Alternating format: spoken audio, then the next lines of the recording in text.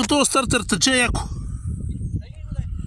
Ама той тече от тръбата. Ето, нали тук полива, да.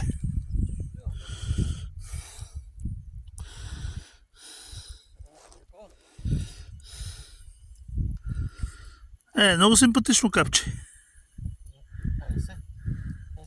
По 25 ли си сега или? По 30. По 30. На 33 ги резахме. На 33. Може спокойно още едно парче по 33 да сложиш. Та 66 ли бе? Абе, айде не са, защото сега това е 4 тона и 800 и капе много добре. Виждаш, ако го удължим, ще почне да капе по-бавно. моля да не капе добре. Има и това вариант. А иначе пък, предимството пък е, толкова цаца ама риба.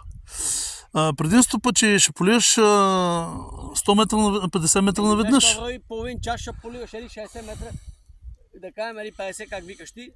Ще го поливаш малко по-дълго време. Ще го поливаш вместо половин час, го поливаш по 50 минути.